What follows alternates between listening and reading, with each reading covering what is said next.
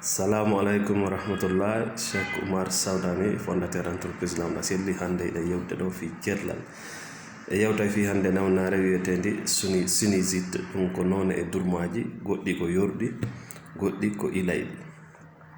Mais sen yahani asli majji on minen miɗen considéré ɗum ɗon fo ɓuuri mbordi. C'est les conséquences nawnare wiyetende ɓuuri mbordi, c'est à dire ɓandu no Allah tagiri non ɓandu si tawi ko ndu hisu ndu lutta e cellal, système mayro no duwa jokkodirde, c'est à dire toujours koye ndu looto ndu yaltina tuundi mayre o, ko honno ɗum ɗon gerdata.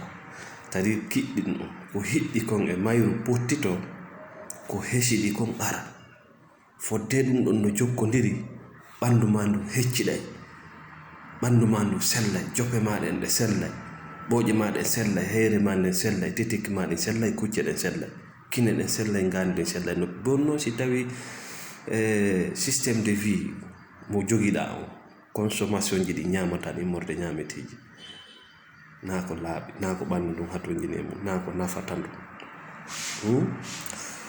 Antibiotique hiɗe ñamde ɗum feƴƴintine. Andu an kadi ko a bio, sa tindike ñamgol antibio a feƴƴintini ha ɓandu ndun woni dépendant, y a des conséquences, parce que fonction ji buy ko ɓandu ndu waɗanayno hoore mum ndu tertoto.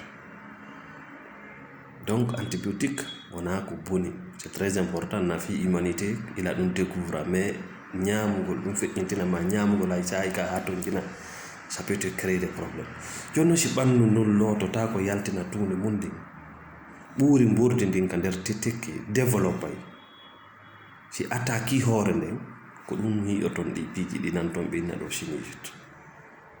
sa yaari ka bange labtane ɓe alanama ton sona antibiotique et opération. Donc ñawde ndi ɓuuri ha ɓandu mum ndu wawa yiltitade à l'état naturel ka ndu wawata lootanade hoore mum ɗon ndu itta kiɗɗum ndu ɓanna kesu.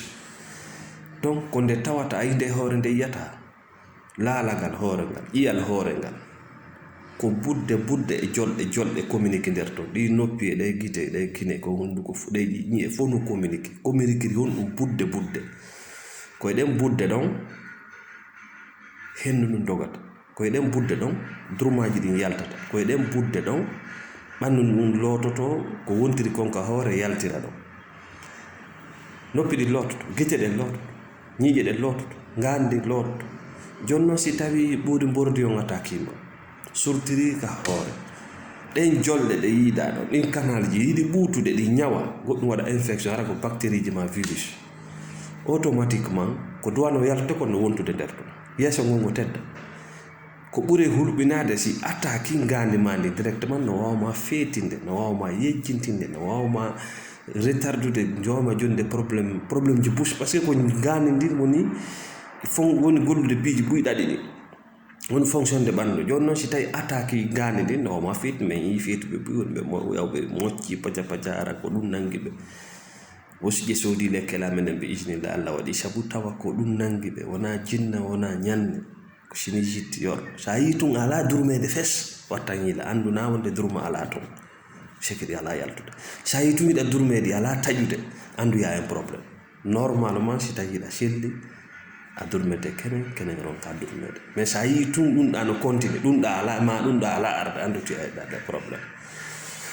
Donc ko heɓno nde ɗo yewtere ko Cheikh Oumar Sawdani, fondateur entreprise Lamna Selli wonɓe Conakry. Salamu aleykum wa rahmatullah.